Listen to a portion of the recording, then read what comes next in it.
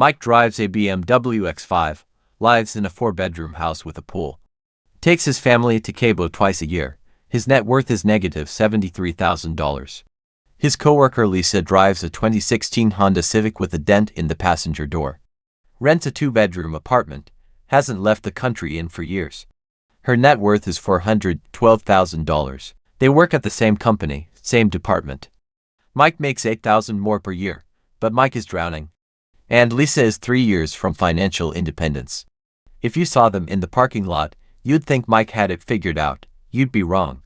There's a reason the wealthiest-looking person in your office is often the brokest, and it's not what you think. There are 7 financial layers that separate people who look rich from people who are actually building wealth. Most people can't see any of them, but the layer that destroys the most wealth isn't visible at all. It's a psychological trap that costs the average American household $2.4 million over their lifetime. I'm John, and over the last 6 months, I've analyzed the financial statements of 42 people who appeared wealthy to their peers. Not influencers, not celebrities, regular people making $70,000 to $150,000 per year who looked like they had money. What I found is that visible wealth and actual wealth almost never overlap. In fact, they're inversely correlated. The average person I studied who scored an 8 or higher on visible wealth markers scored a 3.2 on actual net worth building. The average person who scored a 3 on visible wealth scored a 7.6 on net worth trajectory. The richer you look, the broker you actually are. And there's math behind why that happens. Mike doesn't know he's broke yet. He thinks he's winning. By the time he figures it out, he'll be 54 years old with less than $30,000 in retirement savings. Let's start with what Mike sees when he looks at his life. Because that's where the illusion begins. Mike is 37 years old. He makes $96,000 per year as a regional sales manager. After taxes, that's about $68,000 take home. $68,000 annually is $5,600 per month. That should be enough to live comfortably and save. Mike bought his house 3 years ago for $475,000. He put 3.5% down. That's $16,625. His mortgage payment is $2,900 per month. That includes property tax and insurance. That's 52% of his monthly take-home. Mike leases the BMW X5, $499 per month with $3,000 down. His wife leases a Lexus RX, $540 per month, also $3,000 down. Mike leases the BMW X5, $499 per month with $3,000 down. His wife leases a Lexus RX, $540 per month, also $3,000 down. Mortgage, $2,900. Cars and insurance, $1,419. We're at $4,319 per month. He has $1,281 left. Electric, water, gas, trash, internet, $360 per month average. HOA fee, $85 per month, down to $836 remaining. Netflix, Hulu, Disney+, HBO Max, Apple Music, Amazon Prime, HelloFresh, gym memberships for 2, his golf club membership. Total, $273 per month. Groceries for a family of 4, $700 per month, conservative estimate. He's now negative $137 per month. This is where the credit cards come in. Mike has 4 credit cards. Combined balance, $41,300. Minimum payments across all 4 cards, $960 per month. But he's already in the red before those payments, so how does Mike keep the house running? He pays minimums on the cards, charges everything else to them. And the balance grows every single month. Then there are the annual hits, the Cabo trips, $6,000 per year. Christmas gifts, $2,000. Car insurance deductibles, home repairs, kids sports. Another $12,000 annual. That's $1,000 per month average. Mike is actually $2,100 per month short of breaking even. That's $25,200 per year deeper into debt. Over 3 years, that's $75,600 in new debt. Add the $41,000 he already had, and you get $116,600. But when you see Mike at a restaurant, you don't see debt. You see the BMW in the parking lot, you see the Rolex on his wrist. You see confidence, you think Mike is doing well. Mike thinks Mike is doing well. His actual net worth, the house has $23,000 in equity after 3 years of payments. Subtract $116,000 in consumer debt. Subtract $6,000 in his 401k, negative $73,000. Now, most people would say Mike just overspends. And that's true, but that's not the interesting part. The interesting part is why Mike can't see it. There are 7 financial layers that create the illusion of wealth while destroying actual wealth. Mike is trapped in all 7 without knowing it. Layer 1 is asset depreciation masked as asset ownership. Mike thinks he owns 2 cars. He doesn't, he leases them. Over 3 years, he'll pay $37,400 for dollars in lease payments for both vehicles. At the end, he owns nothing. If he bought 2 used vehicles for $15,000 each, paid cash, he'd own $30,000 in assets. Instead, he paid $37,000 for 0. The difference isn't just $30,000. It's $30,000 plus what that money could have earned invested over 30 years. At 7%, that's $228,000. Layer 2 is housing overextension disguised as investment. Mike's house payment is 52% of his take-home income. Financial advisors recommend keeping housing below 28% of gross income, which for Mike would be $2,268 per month. He's at $2,900, over every single month. That overage, invested monthly at 7% for 30 years, is $773,000. Layer 3 is minimum payment psychology. Mike's credit card interest rates average 22.4%. On $41,000 in balances, he's paying $9,184 per year in interest.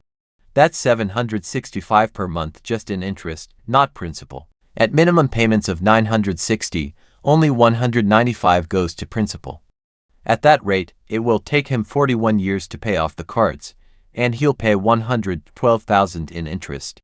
Layer 4 is subscription erosion. Mike pays $273 per month for services he uses maybe 40% of. He hasn't been to the gym in 6 weeks. He watches one show on HBO Max. He hasn't used HelloFresh in 3 months but keeps forgetting to cancel. $273 per month invested at 7% over 30 years is $334,000. Layer 5 is emotional spending justified as rewarding hard work. Mike takes his family to Cabo twice a year because we work hard and deserve it. $6,000 per year on vacations while carrying $41,000 in credit card debt at 22% interest. That $6,000 could pay down debt, saving $1,320 in interest annually. Layer 6 is status signaling purchases. The Rolex, the golf club membership, the brand name everything. Mike spent $8,200 on a used Rolex, pays $200 per month for golf club dues. Over 10 years, that's $32,000 in status purchases. That $32,000 at 7% becomes $129,000 in retirement savings he doesn't have. Layer 7 is the most destructive. It's called reference point spending. Reference point spending is when you calibrate your lifestyle based on what people around you are doing, not what your financial position can actually support. Mike's neighbor bought a pool, so Mike is getting quotes for a pool. His coworker upgraded to a luxury SUV, so Mike upgraded his lease. Mike isn't spending based on his income or his goals. He's spending based on his environment. And his environment is full of other people doing the exact same thing. Now let's talk about what actual wealth looks like, not the Hollywood version. The real version. Dr. Thomas Stanley studied millionaires for 3 decades. Published his findings in The Millionaire Next Door. Here's what he found. 80% of millionaires are first-generation wealthy. They didn't inherit it. They built it through behavior. The average millionaire drives a 4-year-old car, not a brand-new luxury vehicle. 57% have never spent more than $40,000 on a car in their life. The average millionaire lives in a house worth less than 3 times their annual income. Mike's house is worth 4.9 times his income. Most millionaires can't tell you what brand of suit they're wearing. They're focused on net worth, not appearance. According to Vanguard's 2024 report, the average American saves 4.7% of their income for retirement. Actual millionaires average saving 20% or more. At $96,000 income, saving 5% for 30 years at 7%, $384,000. Saving 20% for 30 years at 7%, $1.5 million. The Federal Reserve's 2024 survey of consumer finances shows the median American household has $9,200 in credit card debt, $32,000 in car loans, $220,000 in mortgage debt. The average millionaire has 0 credit card debt, 0 car loans, and a mortgage under 15% of their home value, completely opposite profile. Stanley's research showed a formula for expected net worth, your age times your pre-tax income, divided by 10. Mike is 37, makes $96,000. Expected net worth, $355,000. Actual net worth, negative $73,000. He's $428,000 behind where he should be. Now let's talk about Lisa. Lisa is 34. She makes $88,000 per year in the same department as Mike. After taxes, Lisa takes home about $63,000 annually. $5,200 per month. Lisa rents a 2-bedroom apartment for $1,400 per month. That's 27% of her take-home, well below the danger threshold. Lisa drives a 2016 Honda Civic she bought used for $13,000. Paid cash, no car payment. Insurance is $130 per month. Netflix and Spotify, $26 per month total. That's it. Rent, $1,400. Car insurance, $130. Utilities, $140. Groceries, $400. Subscriptions, $26. Total, $2,096. Lisa has $3,100 left every month. She maxes out her $401k, $1,900 per month. She maxes out her Roth IRA, $542 per month. She saves $500 in a high-yield savings account. She has $62 left for discretionary spending. Total annual savings, $34,900. That's 39.6% of her gross income. Lisa has been doing this for 5 years. Year 1 contributions, $34,904. With 7% growth, that's now $46,000. Year 2, another $34,904, plus growth. Year 3, same. Year 4, same. Year 5, same. After 5 years, Lisa's retirement accounts total $227,000. Her emergency fund has $34,000. Her car is worth $8,000. Total net worth, $269,000. Actually, it's $412,000, because 18 months ago, Lisa's grandmother passed away and left her $143,000. Most people would have upgraded their life. Lisa put it in a brokerage account and didn't touch it. If you see Lisa in the parking lot, you'd think she's struggling. She's 3 years from having enough passive income to quit her job if she wanted to. Here's what most people miss. Mike isn't irrational. He's not dumb. He's trapped in a psychological mechanism called social comparison theory. Social comparison theory, developed by psychologist Leon Festinger in 1954, says humans evaluate their worth based on how they compare to others. When it comes to money, we don't compare net worth because we can't see it.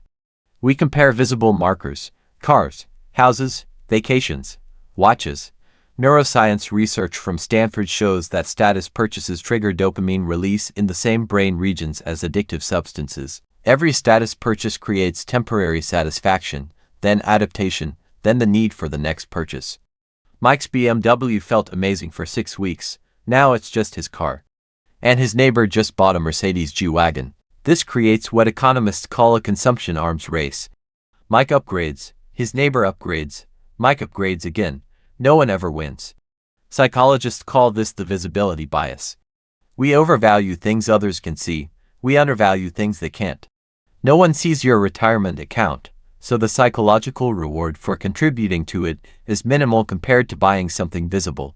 This is why Mike has $6,000 in retirement at 37, while Lisa has $227,000 at 34. Different psychological framework. Same income level. Mike is optimizing for appearance. Lisa is optimizing for net worth, and appearance is expensive. So how do you know if someone is actually wealthy versus just looking wealthy? There are 6 indicators that separate real wealth from financial facades. Indicator 1, savings rate as a percentage of gross income. If someone is saving less than 15%, they're not building wealth regardless of what they drive. 20% is good, 30% is excellent. 40% means financial independence in 15 years or less. Indicator 2, debt-to-income ratio. Total monthly debt payments divided by monthly gross income. Below 28%, healthy. 28 to 40%, stretched. Above 40%, financially dangerous. Mike is at 63%. Indicator 3, net worth to income ratio using Stanley's formula. Your age times your annual income divided by 10 equals expected net worth. If you're at 1 times the formula, you're a prodigious accumulator of wealth. If you're at the formula, you're average. If you're below half, you're an underaccumulator. Indicator 4. What you drive relative to what you make. Wealthy people don't drive cars worth more than 30% of their annual income. Mike's BMW lease implies a $65,000 vehicle. That's 68% of his income. Red flag. Indicator 5. Housing cost as a percentage of take-home pay. Below 25%, building wealth. Above 35%, house poor. Indicator 6. Months of expenses in liquid emergency savings. Less than 3 months, vulnerable. 6 months, stable. 12 months or more, wealthy mindset. Lisa has $34,000 in savings. Her monthly expenses are $2,100. That's 16 months. She's untouchable by normal financial emergencies. Mike has $1,900 in checking. His monthly expenses are $6,400 including minimums. That's 0.3 months. One surprise expense destroys him. These 6 indicators tell you the truth about someone's financial position. And they're almost always the opposite of what's visible. Real wealth isn't what you show.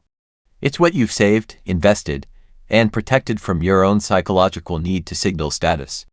Mike looks rich. He's broke. Lisa looks modest. She's wealthy. The difference isn't income. It's not luck. It's not inheritance. It's 7 invisible layers that drain wealth while building appearance. You can optimize for what people see.